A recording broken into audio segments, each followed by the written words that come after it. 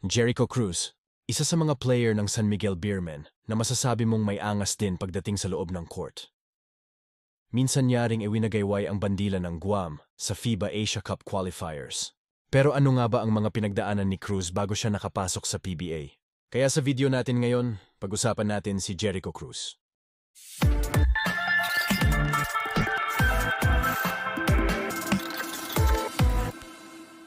Ipinanganak si Cruz noong October 11, 1990 sa Pasig sa Metro Manila. Ngunit ginugol niya ang halos lahat ng kanyang pagkabata sa Saipan, sa Northern Mariana Islands. Bago ang 2004, naglaro siya ng basketball para sa G-Rollers ng Garapan. At siya ay pumasok sa Marianas High School para sa kanyang secondary education. Nagpasya si Cruz na subukan ang kanyang kapalaran sa Pilipinas, kung saan una siyang naglaro para sa Rizal Technological University noong 2010. Sa taon ding iyon ay pinamunuan ng Blue Thunder, ang State Colleges and Universities Athletic Association. Naging miyembro rin siya ng two-time runner-up squad ng RTU sa National Capital Region Athletic Association kung saan natalo ang Blue Thunder sa Olivares College at Colegio de Santa Monica noong 2010 at 2011. Siya ay naging miyembro ng Mythical Team noong 2011.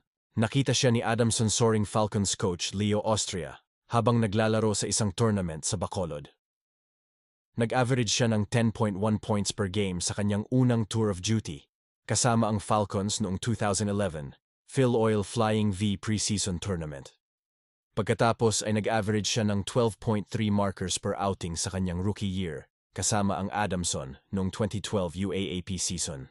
Piniling Forgo ni Cruz ang kanyang huling taon sa Falcons at nag-apply siya para sa 2014 PBA draft. Si Cruz ay na-draft bilang 9th overall pick ng Rain or Shine noong 2014 PBA draft. Noong December 5, 2014, nagawa niya ang kanyang unang breakout game laban sa Alaska, kung saan ay gumawa siya ng 16 points na may 6 of 7 shooting. Pagkalipas ng 2 araw, nakaranas siya ng broken foot sa kanilang laro laban sa Ginebra. At dahil dito, ay hindi siya nakalaro sa natitirang bahagi ng All-Filipino Conference. Nakabalik lamang siya sa 2015 Commissioner's Cup. Kinilala siya noong 2016 PBA Leo Awards nang makuha niya ang Most Improved Player Trophy. Noong February 15, 2018, siya ay na-trade sa TNT Katropa kapalit ng rookie na sina Sydney Onwubere, Chris Rosales at 2018 first-round pick.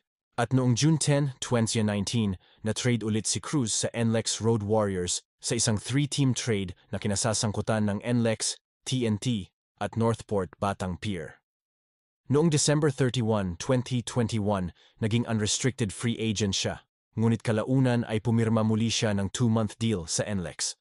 Noong March 1, 2022, muli siyang naging unrestricted free agent matapos siyang hindi pumirma sa NLEX. At agad siyang pumirma ng 3 taong kontrata sa San Miguel Beermen sa parehong araw. Tinanggihan niya ang mga offer mula sa 2 team ng Japanese B-League dahil mas pinili niyang manatili sa kanyang pamilya dito sa Pilipinas. 4 na buwan pagkatapos ay nagawa ni Cruz ang kanyang career high na 30 points sa isang dikdikan na panalo ng SMB laban sa TNT. At nito lang Philippine Cup nakapasok sa finals ang San Miguel Beermen. Pero sila ay tinalo ng Meralco Bolts sa Game 6 kung saan ay tinanghal si Chris Newsom bilang Finals MVP. Si Cruz ay bahagi ng Team Pilipinas na nanalo ng gold medal sa 2013 Southeast Asian Games Basketball Tournament sa Naypyidaw, Myanmar. Nirepresenta niya rin ang Northern Mariana Islands sa youth level. Naglaro rin siya sa 2008 FIBA Oceania Youth Tournament na humantong sa CNMI bilang 6th place. Binoto rin siya bilang top 5 player ng tournament. At sa 2010 Micronesian Games, naglaro rin si Cruz para sa national team ng Guam. Noong January 2020, nakatanggap si Cruz ng call-up para maglaro para sa Guam sa 2022 FIBA Asia Cup qualifiers. Alam niyo ba? Si Jericho Cruz ay mahilig din sa mga battle rap. Sa katunayan ay lagi siyang nanonood ng live ng PSP o Pangil sa Pangil ni Boss Phoebus.